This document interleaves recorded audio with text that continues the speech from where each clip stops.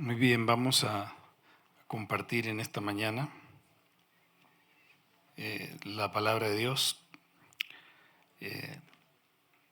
Quiero compartir con usted algo que me parece bien importante, sumamente importante. Creo que es esencial en estos tiempos tan complicados, de tanta confusión, ¿cierto? Donde parece que la muerte de un líder espiritual hoy revolucionó la vida y ahora pareciera que los hombres se vuelven más importantes que el mismo Cristo, que el mismo Evangelio, donde se mezcla tanta circunstancia de buenas acciones y principios mezclados con valores relativos entre lo que es el pecado y cosas que Dios detesta juntamente con virtudes. Eso trae mucha confusión y creo que hay algo que nosotros como iglesia deberíamos entender, y es muy importante que podamos predicar el Evangelio a toda criatura. Hay millones y miles de millones de personas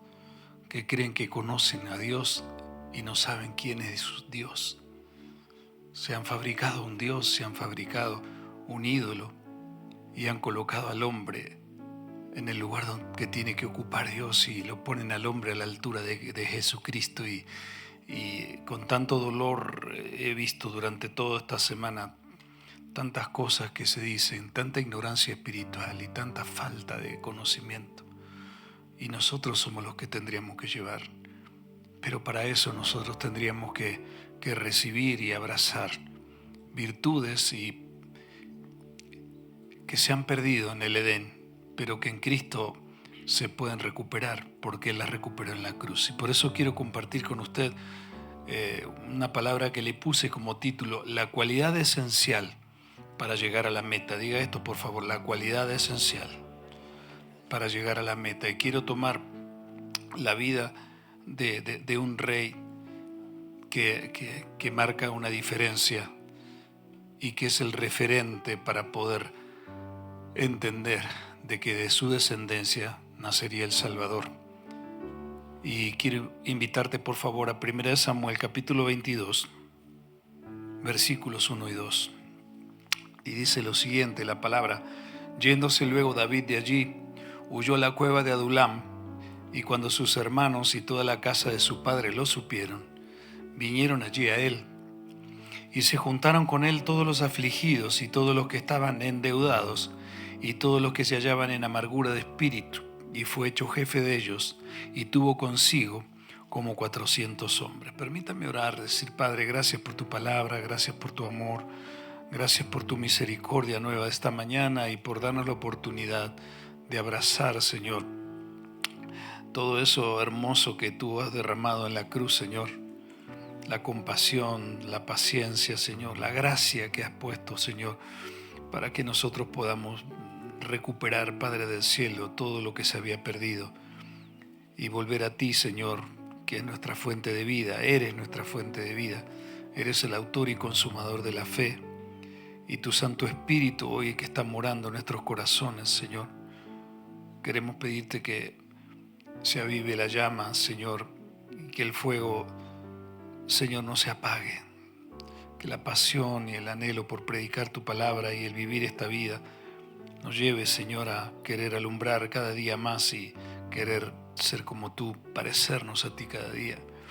Que tu imagen y tu semejanza, Señor, que ha sido puesta en nosotros, es lo que se pueda ver.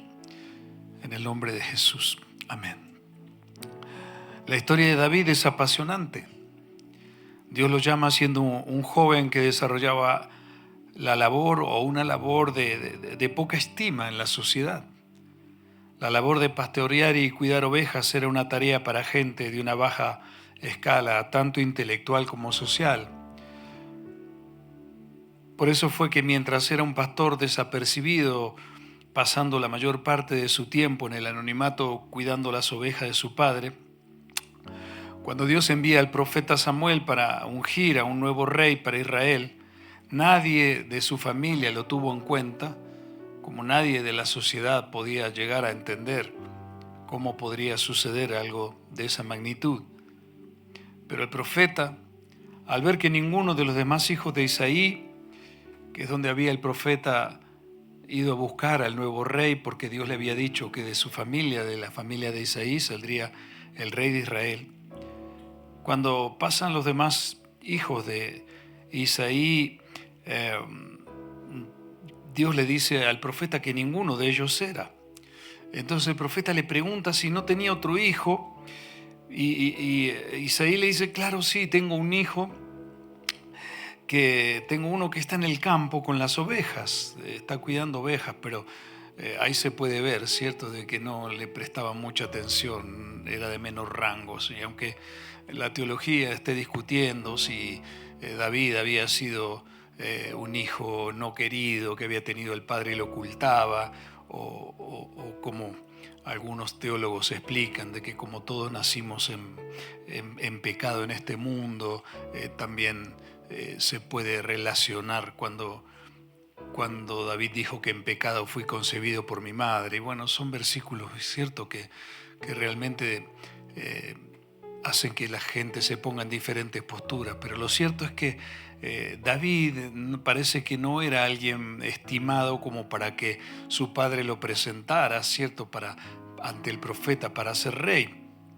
Pero entonces el profeta lo manda a llamar y dice 1 Samuel 16, 11 y 12, después Samuel preguntó, ¿son estos todos los hijos que tienes? Queda todavía el más joven, contestó Isaí, pero está en el campo cuidando las ovejas y las cabras. Manda a llamarlo de inmediato, dijo Samuel, no nos sentaremos a comer hasta que él llegue. Entonces Isaí mandó a buscarlo. El joven era trigueño y apuesto y de hermosos ojos, y el Señor dijo, este es úngelo. Ante el asombro de su familia, David es ungido como rey para ocupar el lugar que Dios había quitado a Saúl, quien fuera rey sobre Israel hasta ese momento, que habían sido 40 años. Esto para toda la familia de Isaí y para cualquiera era algo inconcebible. Pero lo que nadie aún sabía ni podía ver fue que Dios había colocado en David un potencial de virtudes tremendas. Diga esto, por favor, un potencial de virtudes tremendas. Porque eso es lo que Dios coloca en cada uno de nosotros cuando venimos a este mundo. Dios coloca un potencial, Dios coloca sobre cada uno de nosotros talentos, habilidades, cosas que Él ya sabe. Cuando tú fuiste creado, cuando tú fuiste creada, son cosas que Él ya sabe que tú posees y tienes en tu interior. Pero que hasta el momento esas virtudes eran imperceptibles para los hombres. Nadie con la capacidad de tener sentido común podía llegar a pensar que un pastor que cuidaba ovejas en el campo podía llegar desde esa percibida labor a convertirse en el líder de una nación. Pero el potencial tan grande que Dios había puesto en David lo catapultaría, ¿lo dije bien? Iba a ser catapultado, vamos a corregir la palabra, no sea que, ¿cierto?, me censuren. ¿Ok? A convertirse en el rey que llevaría a Israel a ser esa poderosa nación que vio la época de mayor esplendor en la historia. A través de su gestión el pueblo encontraría algo que se había perdido y que para el rey vigente hasta su caída no parecía ser algo importante, como era la necesidad de buscar recuperar el arca del pacto de la presencia de Dios, donde Dios se manifestaba, porque 40 años atrás los filisteos la habían robado y al rey Saúl durante su gestión estaba a la vista que no le interesaba recuperarla. Acostumbrado a reinar, este rey tomando decisiones, llevado por su propio parecer, recuperar el arca significaría entonces buscar la dirección de Dios. Y eso mientras su reinado iba en decadencia para Saúl. Diga esto, por favor, parece que no era de gran interés. Pero lo que sí para este rey, llevado por su propio parecer, era de mucho interés. Era recibir las bendiciones de Dios a la vez que tomaba decisiones sin obedecer lo que Dios decía que había que hacer a través de la voz del profeta. Fue así que un día Dios lo quita del trono por estar tan ocupado por conservar su reputación y su imagen de líder más que por obedecer a Dios. Y entonces Dios le quita el reinado a Saúl y pone a David como rey, quedando una vez más como evidencia que la fuerza política, militar y económica que obtuvo Israel durante el reinado de David fue la consecuencia, diga esto por favor, de buscar la dirección de Dios. Diga esto por favor, de buscar la dirección de Dios. Eso fue lo que le permitió a David gobernar con una eficacia tal que toda la nación sería transformada. David no tenía educación académica ni teológica, no tenía educación militar ni formal, no tenía influencias sociales ni capacidades económicas, tampoco tenía ninguna clase de relación familiar con gente de la nobleza como para ocupar un lugar de privilegio en la corte. Pero Dios lo convierte en el rey más influyente que tuvo el pueblo de Israel, al punto tal que cuando se hablaba sobre cómo se podría comprobar el origen del Mesías, a David se lo tomaba como referencia. La señal de quién sería el Mesías que estaban esperando según las Escrituras tenía que ser de la descendencia de David, mencionándolo con las palabras, diga esto por hijo de David. Hijo de David. Por esa razón, 970 años después, la gente que veía los milagros que Jesús hacía, lo evaluaban a Cristo Jesús y hacían esta pregunta. ¿Cierto? Mateo 12, 23. Y toda la gente estaba atónita y decía, ¿será este aquel hijo de David? Mateo 22, 41, 42 dice, y estando juntos los fariseos, Jesús les preguntó diciendo, ¿qué pensáis del Cristo? ¿De quién es hijo? Le dijeron, ¿qué? De David. Mateo 21, 9. Y la gente que iba delante y la que iba detrás aclamaba diciendo, ¡Hosana! ¿A quién? Al hijo de David. Bendito el que viene en el nombre del Señor, hosana en las alturas. Me viene otro versículo, ¿cierto? Cuando el ciego Bartimeo estaba ahí a los gritos, había muchos ciegos que no fueron sanados. Había muchos indigentes que no recibieron ninguna provisión de parte del Señor. Pero cuando Jesús iba caminando y toda la gente se agolpaba, hubo uno que gritaba, un ciego que gritaba, ¿qué? Jesús, hijo de David, ten compasión de mí. Eso hizo que Jesús se detuviera. ¿Por qué? Porque escuchó la voz de uno que estaba reconociendo quién era el Mesías. Apocalipsis 21:16, Jesús le dice a Juan en la visión que tuvo en el exilio en la isla de Patmos, yo Jesús he enviado mi ángel para daros testimonio de estas cosas en las iglesias. Yo soy la raíz y el linaje de David, la estrella resplandeciente de la mañana. Así que el nombre de David es tomado como referencia profética, diciendo que a partir de él, con el tiempo, se levantaría desde su genealogía el Salvador de Israel para los judíos y para toda la humanidad. Una humanidad que al no estar gobernada por los principios de Dios para convivir en armonía con su Creador, vive en contiendas permanentes, guerras, disensiones, influenciada por un deseo desmedido por alcanzar poder, haciendo de la corrupción, la impunidad, la rebelión a la autoridad y el irrespeto elementos normales que forman parte del sistema. Porque este mundo está influenciado fuertemente por fuerzas espirituales malignas que por más esfuerzos que se hagan por hacer las cosas correctamente, están llevando a la humanidad a la autodestrucción. ¿Por qué? Diga esto por favor, debido a la rebelión, diga esto por favor, debido a la rebelión, que se levanta contra todo lo que es autoridad o la representa. Y eso no tiene nada que ver con cultura, ni con educación, ni conocimiento, ni con progreso.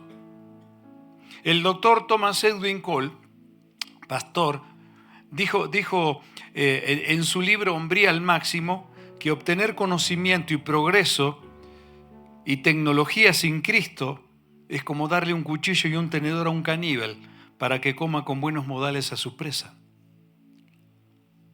Por eso, hoy rebelarse contra todo lo que es autoridad o la represente es la tendencia que se está imponiendo en una sociedad que alimenta el amor propio más que el amor por el prójimo, donde cualquiera se siente con autoridad suficiente para opinar o ensuciar la reputación de quien sea, y en muchos casos sin ver que eso que se reclama del prójimo no se está dispuesto a dar. Todo debido a nuestra pobre capacidad de sumisión a la autoridad, sumergidos en una discapacidad debido a la corrompida moral que llevamos en nuestra caída naturaleza, tenemos una tendencia más elevada por exigir respeto que por otorgarlo. Pero para David el respeto por la autoridad era algo innegociable que no hacía concesiones. Diga algo, por favor, diga esto, por favor. Era innegociable. El respetar la autoridad para David era algo innegociable. Y ese atributo perdido en el Edén es lo que había en el corazón de David, de quien después vendría el Salvador. Y David era una muestra en esencia de lo que Jesús recuperaría para nosotros en la cruz. Aunque sabemos que la vida de David hizo cosas terribles y aberrantes, era tremendamente sanguinario con los enemigos, y o sea que su moral estaba muy bajita. Pero usted no va, cuando le dicen a usted sobre la palabra o sobre el nombre David, usted no lo relaciona con algo negativo, con algo malo. ¿Por qué? Usted va a relacionar seguramente, si conoce un poco de las Escrituras, es que David era el varón conforme al corazón de Dios. David respetaba a Saúl, a pesar de que cuando Dios empezó a promover a David, buscaba para eliminarlo. Lo buscaba para destruirlo. David respetaba a pesar de todo lo que Saúl estaba haciendo. David lo respetaba, no por lo que Saúl era o hacía, sino por lo que Saúl representaba. Diga esto, por favor, por lo que Saúl representaba. La investidura de rey todavía no le había sido quitada por Dios, y por eso la obediencia de David hacia el rey iba más allá de lo que Saúl hacía. Y eso fue lo que hizo grande a David. Y esa fue la virtud que nosotros necesitamos abrazar y recuperar. Primera de Samuel 24, del 3 al 7. Mira lo que dice. David tuvo que irse a vivir una cueva, leímos, ¿cierto? Vivía dentro de zanjas, en cueva. Tenía que huir del rey que lo perseguía para destruirlo, ¿cierto? Entonces de repente dice la palabra, 1 Samuel 24, del 3 al 7, en el lugar donde el camino pasaba por algunos rediles, Saúl entró en una cueva para hacer sus necesidades. Pero resultó que David y sus hombres estaban escondidos más adentro de esa misma cueva. Y ahora es tu oportunidad. Los hombres le susurraron a David: hey, el Señor te lo puso de papayita. Mirá dónde está haciendo sus necesidades ahí. Yo no sé cómo sería esa situación, ¿cierto? Estarían todos escondidos así, uy, Dios mío, bueno, y le dice ahora, dale ahora, ¿cierto? No sé, perdóneme, ¿no? Que sea un poquito aterrizado lo que... Pero dice, los hombres susurraron a David: hoy el Señor te dice, te aseguro que pondré a tu enemigo en tu poder para que hagas con él lo que desees. Mira esto. Entonces David se le acercó sigilosamente y cortó un pedazo del borde de su manto de Saúl, pero comenzó a remorderle la conciencia por haber cortado el manto de Saúl, y le dijo a sus hombres: que el Señor me libre de hacer tal cosa a mi señor el rey. No debo atacar al ungido del Señor, porque el Señor mismo lo ha elegido. Entonces David contuvo a sus hombres y no les permitió que mataran a Saúl después de que Saúl saliera de la cueva para seguir su camino. ¿Se puede imaginar esta situación? David no solo respetaba a quien fuera una autoridad, sino que además le enseñaba a su gente a respetarla, por más que esta gente, o por más que este hombre lo estaba persiguiendo para matarlo. Vuelvo a repetir, mira esto, qué importante. Dios no solo respetaba a quien fuera su autoridad, sino que además le enseñaba a su gente a respetarla. Qué tremendo esto, ¿no? Qué tremendo, porque cuando Dios pone alguna autoridad sobre mi vida, ¿cierto? Como mis padres, Señor, como en el trabajo, como en diferentes lugares donde siempre Dios coloca una autoridad sobre nosotros, o puede ser una iglesia también, ¿cierto? ¿Qué sucede con aquellos que respetan a la autoridad? ¿Qué hago yo con aquellos que se levantan contra la autoridad? No, sí, fíjate, no, sí, pero vos viste cómo se va por tu parte, no, porque venía por tu parte, no. Oye, un momento. David, lo tenés de papayita. Este es un desastre. Te busca para matar. Vos ya vas a ser el rey. Liquidalo. Cocinalo. Dice, muchachos, no se puede hacer eso. ¿Por qué? Porque es lo que él representa. No es lo que él me hizo. No es si me agrada o no me agrada. Este es un principio espiritual que quien lo entiende y lo ponga a funcionar en su vida, Dios lo aprueba. Y diga esto, por favor, que está suave. Y seguramente, diga esto, y seguramente Dios le abrirá puertas. Dios le abrirá puertas. La falta de respeto a la autoridad es uno de los problemas que tiene que enfrentar la sociedad, así también como la iglesia. Es un mal que produce falta de líderes eficaces y referentes que van más allá de los talentos y las habilidades. Por ejemplo, si la autoridad en vez de reconocerse trata de imponerse, eso no significa ejercer verdadera autoridad. Y es muy probable que se debe a que en el tiempo de formación de los años en que se debe aprender obediencia, quizá quienes debieron enseñarla correctamente o no le pusieron cuidado, entonces están fabricando una persona de una influencia negativa para cuando esa persona crezca y sea puesta en lugares de influencia. En algún momento de tu vida, tú vas a hacer influencia sobre otras personas. La vida lo dice así, Dios te va a poner como autoridad sobre alguien siempre y va a poner autoridades sobre tu cabeza desde el día que llegaste a este mundo, ¿cierto?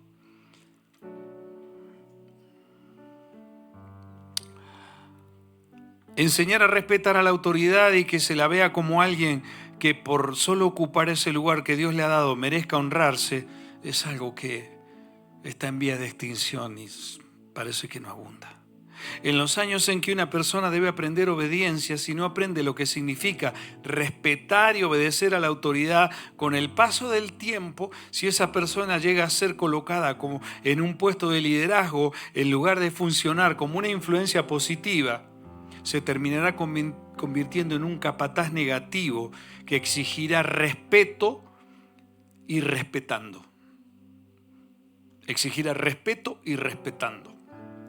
Por eso Pablo, quien dijo a los Gálatas en Gálatas 6, 7, 8, no se engañen, de Dios nadie se burla, cada uno cosecha lo que siembra.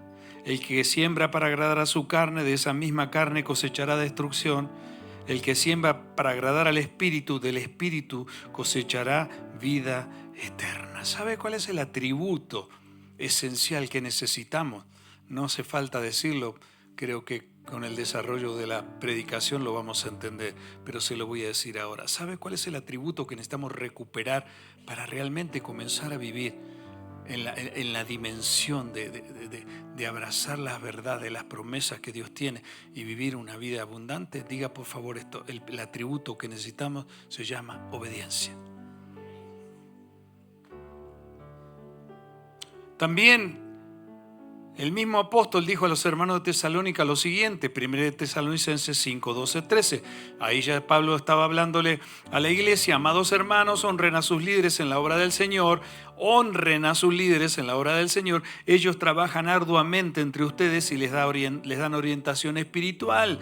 Ténganles mucho respeto y de todo corazón demuéstrenles amor por la obra que realizan y vivan en paz unos con otros.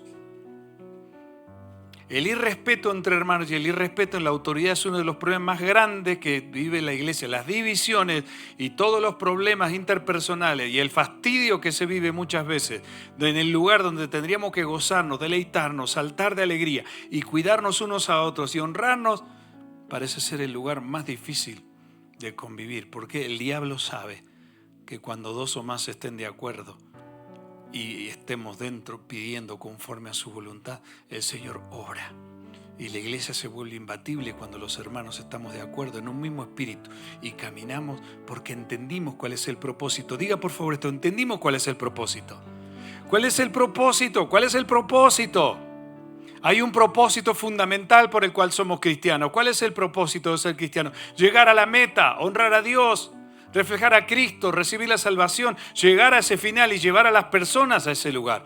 Porque Dios me llamó a eso, a predicar el Evangelio, a ser discípulos, a enseñarles que guarden todas las cosas que Él ha enseñado. Ese es el propósito. El problema para alcanzar el propósito es que tenemos que tener una misión. La misión es qué voy a hacer, cómo voy a hacer para llegar al propósito. Pero para tener una misión, primero hay que tener un sueño. Y eso se llama visión. Sin misión y sin visión nunca alcanzaremos el propósito. Y si la misión que yo creo tener no es la que va acorde con el Señor, entonces a mí me va como en feria, en la iglesia, en el evangelio, en el cristianismo y en todo lo que tengo. Porque yo lo que tengo no es un propósito, sino metas personales.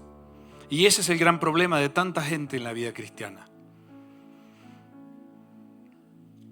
La misión que yo tengo tiene que ir acorde a la visión que un día tuve. Y a la visión de Dios es a la que yo tengo que estar abrazando para poder alcanzar el propósito.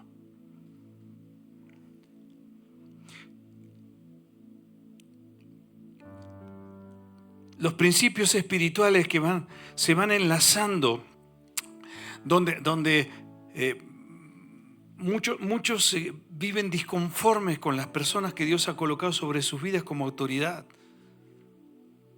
Entonces no pueden ver porque con el paso de los años no aprendieron, no se les ha enseñado la importancia que tiene para sus vidas futuras entender el principio de la obediencia. El profeta Samuel le dijo a Saúl lo siguiente, 1 Samuel 15, 22, 23, y Samuel dijo: se complace Jehová tanto en los holocaustos y víctimas con que se le obedezcan a las palabras de Jehová. Ciertamente el obedecer es mejor que los sacrificios y el prestar atención que la grosura de los carneros. Porque como pecado de adivinación es la rebelión y como ídolos e idolatría la obstinación, por cuanto tú desechaste la palabra de Jehová, Él también te ha desechado para que no seas rey. En pocas palabras, mira Saúl, los sacrificios, la batalla de la cual dijiste que venías a vencer y no completaste lo que Dios te mandó a decir. Tú no destruiste a los amalecitas, tú siempre buscaste hacer las cosas a tu manera, tú siempre estabas más ocupado por tu imagen y por que te vean bien en lugar de querer estar bien delante de Dios. Y ¿sabes qué? Esa forma de vida, el Señor te dice hoy, tu reino es quitado. Él te ha desechado para que no seas rey, porque tú desechaste la palabra de Jehová. ¿Cómo la desechaste? Sí, Dios te manda a decir, Dios te habla, Dios te dice que hagas cosas, pero tú no las quieres hacer. Por eso Dios nos dice que mientras todos estemos en la búsqueda constante por encontrar un modelo de liderazgo eficaz y creíble que nos represente, cada día uno debería disciplinarse y ser constante. Nosotros deberíamos disciplinarnos y ser constantes para ser nosotros esa clase de referentes creíbles. Ese es el desafío que tenemos. Y si algo no debemos olvidar es que siempre recogeremos el fruto de acuerdo a la semilla que sembramos. Siempre recogemos el fruto de acuerdo a la semilla que sembramos. Cuando sembramos obediencia, lo más probable será que el fruto que vayamos a recoger será credibilidad, buena influencia, respeto. Jesús dijo, Lucas 6, 43, 44, un buen árbol no puede producir frutos malos, un árbol malo no puede producir frutos buenos. Al árbol se le identifica por su fruto, los higos no se recogen de los espinos y las uvas no se cosechan de las zarzas. Tú nunca vas a recoger respeto si tú no aprendes a respetar. Vivimos tiempos donde se está buscando por todas partes encontrar gente que sea creíble, pero Dios, sin importar lo que los demás hagan, nos llama a nosotros a ser esa clase de personas referentes y creíbles, sin poner justificativos para abandonar o para no hacer. Es un principio en la vida. Por todas partes se ven anuncios promocionando cursos de liderazgos eficaces para ser dueños de nuestro propio destino. Se utiliza toda clase de técnicas humanas que van desde la administración de recursos, sistemas corporativos de persuasión, congresos, conferencias, donde se cobran sumas considerables con mensajes de autosuperación que pretenden elevar la autoestima para llenar de esperanzas al público con expectativas y poniendo como ejemplo el testimonio de personas que cuentan sus vidas, cómo salieron de la pobreza y se convirtieron en millonarios felices. Entonces todos queremos aprender. Los mensajes generalmente dicen cómo aprender a reinventarse, ¿cierto? Conviértase en un próspero empresario eficaz en sus ratos libres para ser un exitoso líder que goza de la vida. Sea una persona de influencia y conviértase en un verdadero líder gozando del éxito financiero sin tener que rendirles cuentas a nadie. En el argot secular eso es algo frecuente, ¿cierto?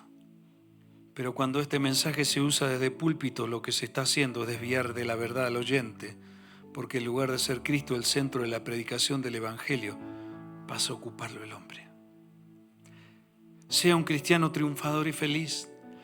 Compren libros, los 40 puntos esenciales para formar empresas exitosas, etcétera, etcétera, etcétera. Existe gente que se prepara haciendo lo que sea para ocupar lugares de influencia. Se entrena, compra libros, hace cursos intensivos y busca cualquier tipo de propuesta para llegar a lugares de notoriedad. Eso de alguna manera es posible que la persona diga que todo eso le funcionó para alcanzar sus propias metas, pero lo que no funciona es tratar de llegar a esas esferas de poder para salir de allí e imponer una ideología pensante que va en contra de los principios de Dios. Porque los principios de Dios tienen como el principal pilar para recibir propósito en la vida es la obediencia a la palabra de Dios. Deuteronomios 11, 13, 16.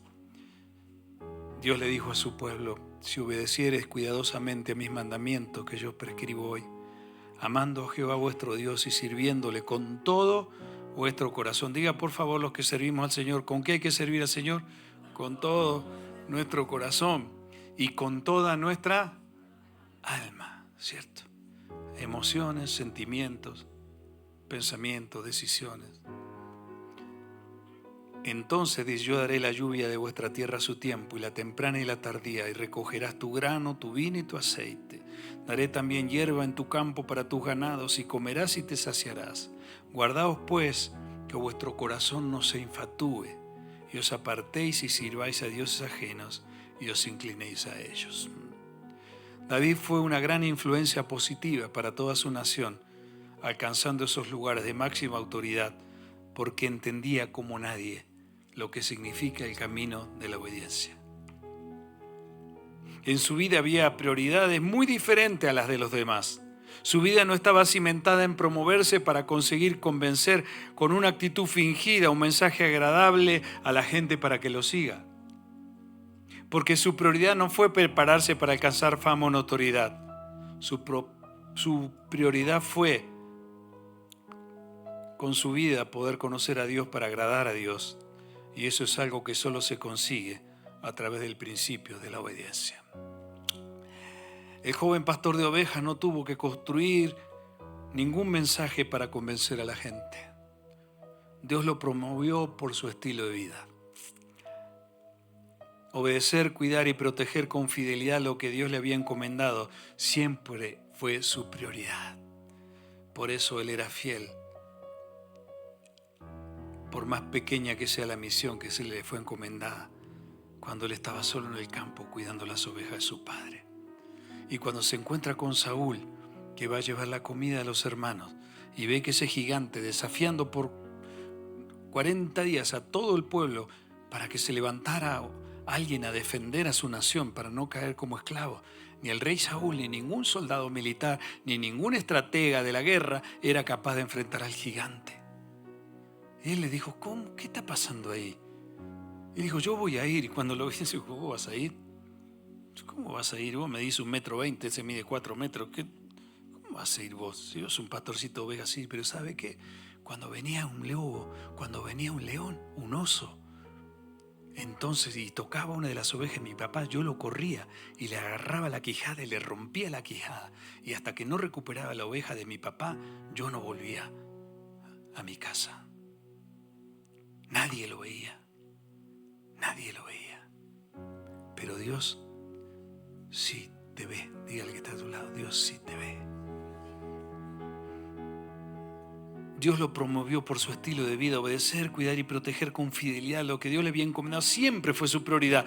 Y allí en el campo donde pasaba el mayor tiempo en soledad sin que nadie lo supervisara, David igual vivía para agradar a Dios. Por eso tocaba con su arpa y componía esos cantos que producían en él algo donde el Señor hacía algo en la vida de David que lo llevaba a esas dimensiones tan tremenda. Cuando tú te preparas en tu día a día para agradar a Dios, cuando buscas aprender de su palabra y la aplicas en tu diario vivir, Él hará que tus metas sean sus metas y Él se va a encargar de promoverte en su tiempo. Diga esto, por favor, de promoverte en su tiempo. Porque Él quiere glorificarse en tu vida, dándose a conocer a través de tu testimonio a un mundo que le dio la espalda. Pero si algo tienes que entender es que ahora tienes motivaciones diferentes a las del hombre natural. Por eso Él será quien te llevará a ser de una influencia eficaz y creíble, pero haciendo las cosas de una manera diferente a cómo se hacen en el mundo. Dios, cuando se revela en la vida de una persona, la promueve, pero de una forma diferente. Diga esto, por favor, de una forma diferente. Toda persona que le crea y le obedezca será colocada en el lugar adecuado para llevar a cabo sus planes celestiales, que son más elevados que los nuestros. Isaías 55, 8, 11. Porque mis pensamientos no son vuestros pensamientos, ni vuestros caminos mis caminos, dijo Jehová. Como son más altos los cielos que la tierra, así son mis caminos más altos que vuestros caminos, y mis pensamientos más que vuestros pensamientos. Porque como desciende los cielos de la lluvia y la nieve, y no vuelve allá, sino que riega la tierra y la hace germinar y producir, y da semilla al que siembra y pan al que come, así será mi palabra que sale de mi boca, no volverá a mí vacía, sino que hará lo que yo quiero y será prosperada en aquello para que yo la envié. Si nuestro corazón es buena tierra, entonces todas esas promesas que Dios está haciendo, el Señor va a llevarlas a cabo. Porque su palabra, cuando germina sobre la tierra, cuando su palabra germina en el corazón, es como cuando la lluvia cae en la tierra y la hace germinar. El problema al que nos enfrentamos los cristianos de hoy es que pasamos más tiempo preparándonos para ser verdaderos triunfadores, olvidándonos de prepararnos para ser verdaderos adoradores. Si le damos a Dios el tiempo que nos sobra del día por estar más ocupados en nuestros planes para triunfar, será muy complicado por entender cuál sea para nosotros el tiempo de Dios. Porque hay un tiempo que se denomina cronos, ¿cierto? Que significa el paso del tiempo físico y que eso es el tiempo para nosotros. Tenemos un tiempo y una ocasión. Dios es eterno, Dios siempre existió. Por eso hay un tiempo que se denomina el tiempo Kairos. El Kairos es el tiempo de Dios. Esos momentos oportunos que Dios usa a través de circunstancias y situaciones para glorificarse y promover nuestras vidas. Y sobre todo, ¿sabe cuándo? En medio de situaciones difíciles y adversas. Si miramos la vida de David, vamos a ver que Dios fue quien permitió y utilizó esas situaciones difíciles simplemente para promoverlo y para poder hacer aquello que le fuera encomendado.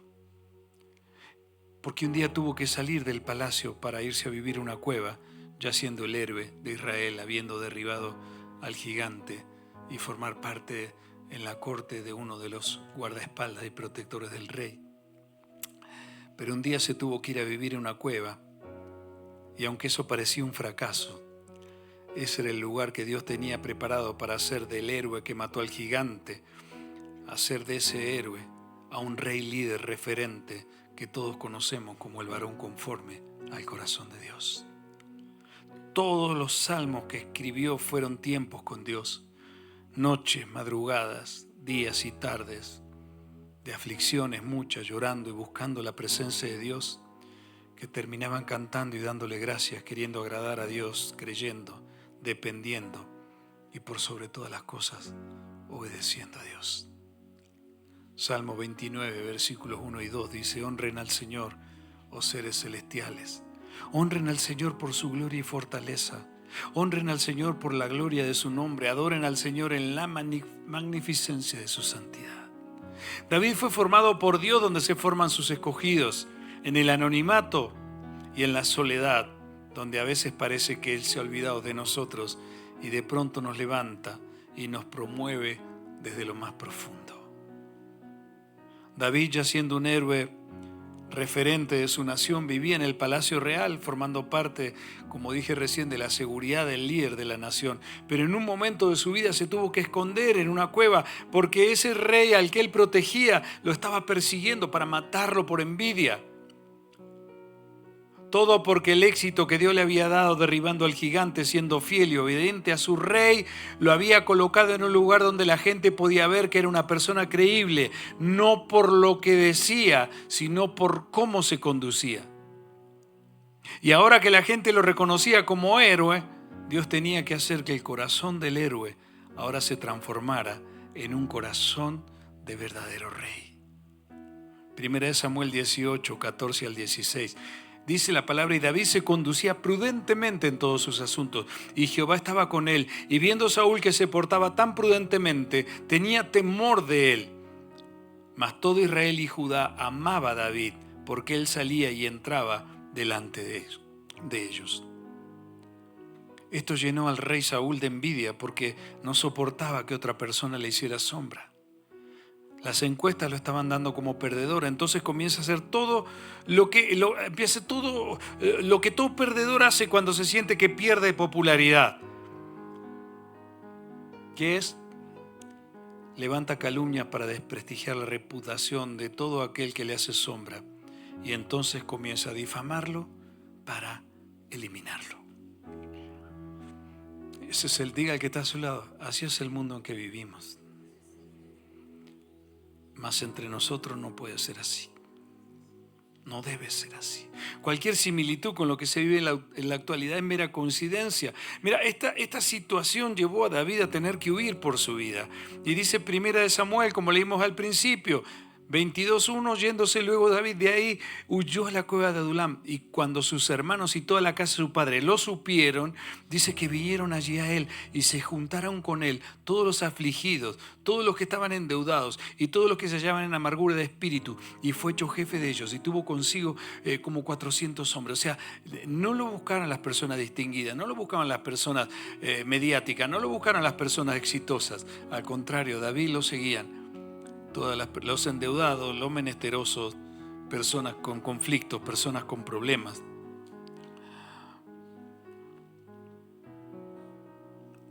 Esa fue la situación difícil y humillante que Dios utiliza en favor de David, sin que éste pudiera darse cuenta. Porque el Señor estaría comenzando a construir el equipo de gobierno más exitoso que jamás tuvo el pueblo de Israel. Esa fue la situación difícil y humillante que tuvo que vivir David. Si miramos las Escrituras, vamos a ver que esas personas endeudadas y atribuladas que se quedaron a su lado fueron formadas como referentes en la nación de Israel por la influencia de David. Esas personas que lo buscaron para hacerlo su líder nunca hubieran pensado que irían a formar parte del gobierno más exitoso de su nación, siendo formados y entrenados desde una cueva donde David no tuvo que hacer campañas políticas ni construir relatos para liderar. Tampoco David buscó a la gente, sino que la gente lo buscó a él. Y más adelante, muchas de esas familias fueron las que estuvieron ocupando lugares en el gobierno cuando Dios lo promueve a David como rey. Algo que hizo creíble el liderazgo de David fue que todos le conocieron tal cual era. Y eso fue de gran ayuda. Diga esto, por favor. Lo conocieron tal cual era. Y eso fue de gran ayuda. David era auténtico. No tenía que ponerse máscara ni hacer ninguna clase de relatos para que la gente le siguiera. Su corazón no tenía cosas escondidas porque los proyectos o las prioridades personales por encima de agradar a Dios no eran su estilo. Él no tenía que aparentar nada y no hacía... Y eso hacía de David una pieza original y auténtica delante de Dios y de las personas. Los que fueron a buscarlo a la cueva lo vieron llorar y lloraron con él. Lo vieron sufrir y sufrieron con él. Lo vieron reír y rieron todos juntos con él. No lo conocieron como un exitoso líder ni como un coaching infalible. Todo lo contrario, vieron su humanidad, conocieron sus desdichas y sus miserias Y eso fue lo que lo hizo diferente, porque lo que vieron todo de ese varón era un auténtico mortal que orando, llorando o riendo, siempre buscaba la dirección de Dios para todo. Eso fue lo que llevó a sus seguidores, a pesar de ver sus falencias, limitaciones y debilidades, a querer darlo todo por él, porque David era de un perfil que parece que hoy está casi agotado. Diga esto, por favor: David era auténtico delante de Dios y de las personas. Salmo 19, versículos 12 al 14. Mira lo que escribió: ¿cómo puedo conocer todos los pecados escondidos en mi corazón? Límpiame de esas faltas ocultas. Libra a tu siervo de pecar intencionalmente. No permitas que estos pecados me controlen, entonces estaré libre de culpa y seré inocente de grandes pecados. Que las palabras de mi boca y la meditación de mi corazón sean de tu agrado, oh Señor, mi roca y mi redentor. Nunca para llegar a ser rey David apeló al fraude ni a la mentira para gobernar. Y aunque tuvo grandes falencias morales a las que tuvo que enfrentar, como cualquier mortal, siempre fue auténtico y sumiso a la autoridad de Dios y a las autoridades que Dios dispuso por encima de su vida, más allá de todo. Por eso Dios puso sobre su vida un manto de autoridad eficaz. A diferencia de otros reyes, a pesar de los pecados avergonzantes que David cometió, como dijimos antes, se lo conoce más por su adoración a Dios que por sus pecados. Y aunque haya caído en una etapa de su vida de una forma aberrante, tuvo la humildad suficiente para reconocerlo y clamar a Dios por su perdón. Diga esto, por favor, sin importar el que dirán.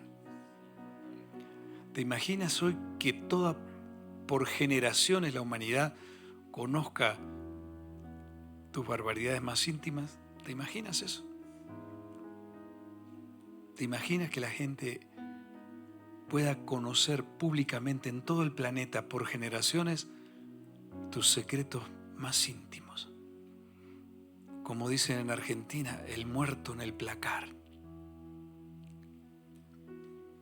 Salmo 51, versículos 4 al 12. Contra ti solo he pecado y hecho lo malo delante de tus ojos, para que seas reconocido justo en tu palabra y tenido por puro en tu juicio. He aquí en maldad he sido formado y en pecado me concibió mi madre. He aquí tú amas la verdad en lo íntimo y en lo secreto me has hecho comprender sabiduría.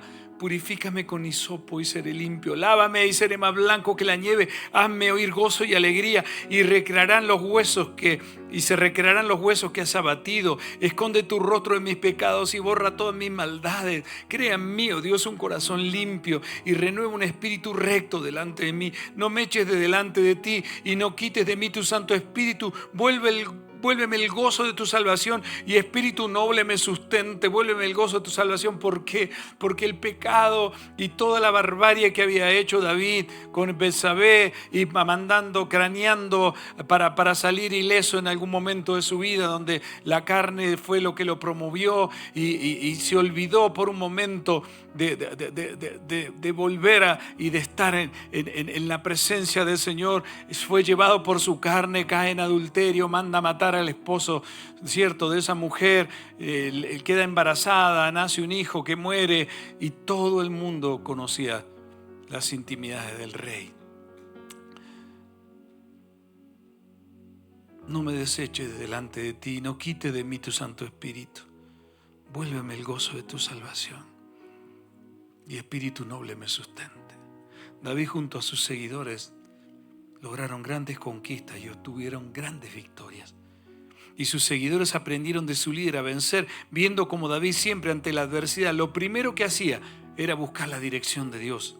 El joven pastor desde que comenzó tenía que demostrar valor para enfrentar a quien sea, porque a diferencia del rey Saúl y los demás guerreros que no se atrevieron a enfrentar a Goliat, él sabía que el gigante caería porque la victoria contra el filisteo no sería suya. Él sabía que la victoria contra el filisteo era de parte de Dios. Y por eso, mira, vamos a leer 1 Samuel 17, 45 en adelante, entonces dijo David al filisteo: tú vienes a mí con espada y lanza y jabalina, mas yo vengo a ti en el nombre de Jehová de los ejércitos, el Dios de los escuadrones de Israel, a quien tú has provocado.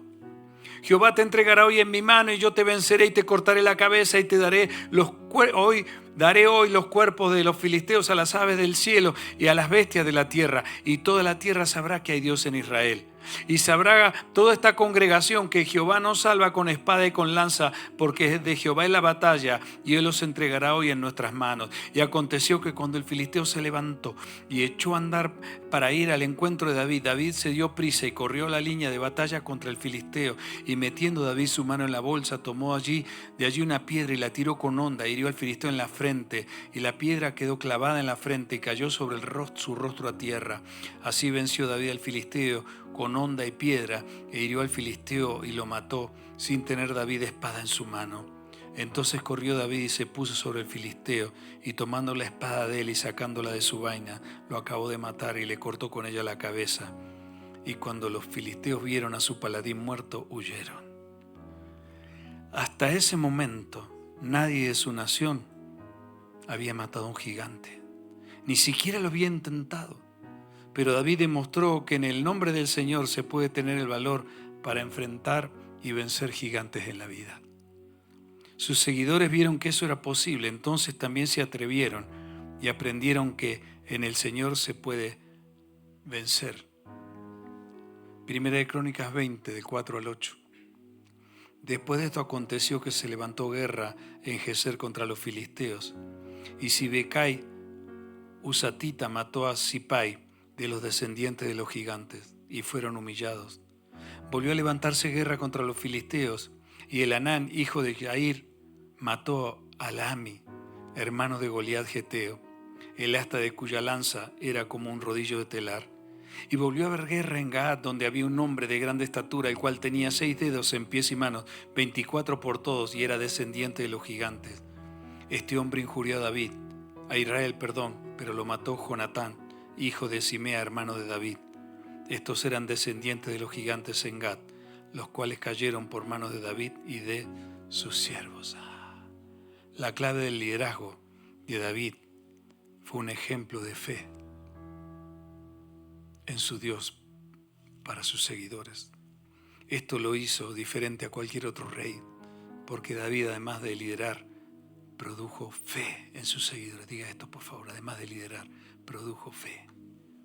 Y eso es lo que sucede cuando Dios levanta a David como líder.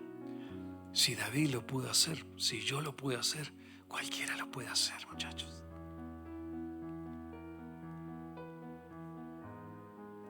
Porque cuando somos promovidos por poner nuestra fe en el Señor, ese liderar, a pesar de las falencias y debilidades, puede hacer que nuestra vida se convierta en una gran influencia para los que vienen detrás. ¿Dónde estaba la virtud y cuál era la clave para hacer de David un líder poderoso y una persona de influencia? La virtud estaba en su corazón, porque la clave fue la obediencia. Hechos 13:22.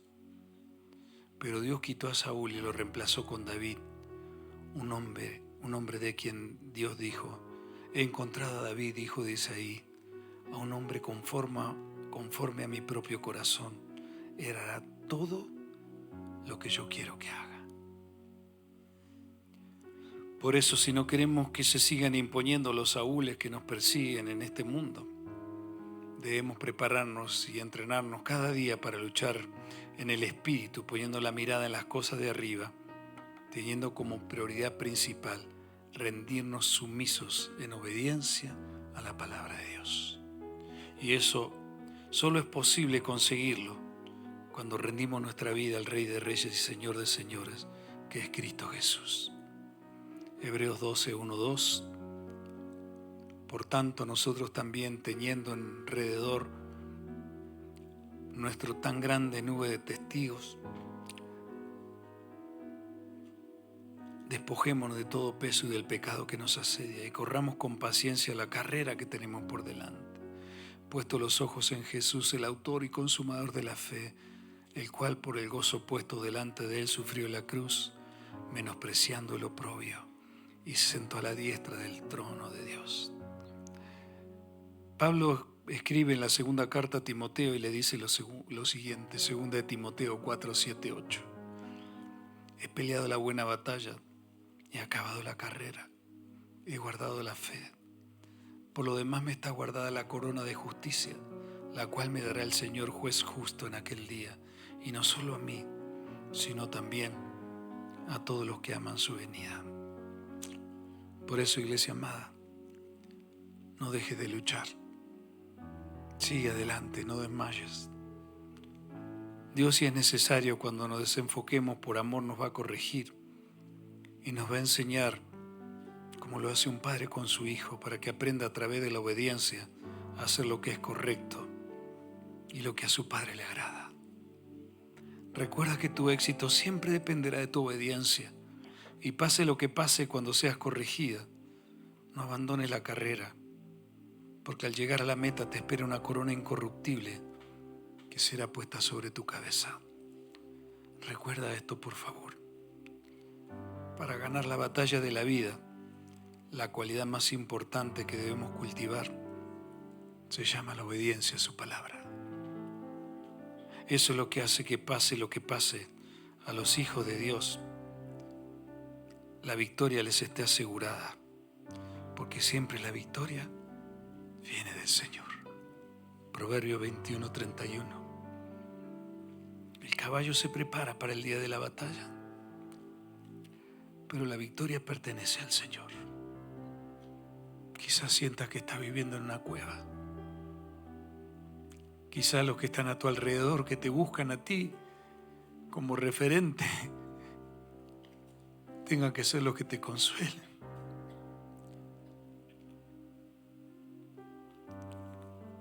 Quizás los que estén alrededor tuyo pareja que tuvieran más problemas que tú. Y cuando tú le cuentas los tuyos y ellos te cuentan los de ellos, tú dices, no estoy en nada. Así me pasa muchas veces en consejería con la gente. La promesa que Dios hace a Israel también es para nosotros, porque nosotros somos la rama injertada a su pueblo por medio de Cristo Jesús. Y esta es la promesa. Póngase de pie, ya terminamos. Isaías 43, del 1 al 4. Pero ahora, oh Jacob, escucha al Señor quien te creó, oh Israel. Él que te formó, dice, no tengas miedo, porque he pagado tu rescate. Te he llamado por tu nombre, eres mío. Cuando pases por las aguas profundas, yo estaré contigo. Cuando pases por los ríos de dificultad, no te ahogarás. Cuando pases por el fuego de la opresión, no te quemarás, las llamas no te consumirán, pues yo soy el Señor tu Dios, el Santo de Israel, tu Salvador. Yo di a Egipto como rescate por tu libertad, en tu lugar di a Etiopía y a Seba. Entregué a otros a cambio de ti. Cambié la vida de ellos por la tuya, porque tú eres muy precioso para mí. Recibes honra y yo te amo. Y ya para terminar, Juan 14, 21. ¿Quién es el que me ama? El que hace suyo mis mandamientos y los obedece. Y al que me ama, mi Padre lo amará. Y yo también lo amaré y me manifestaré a él. Vamos a orar.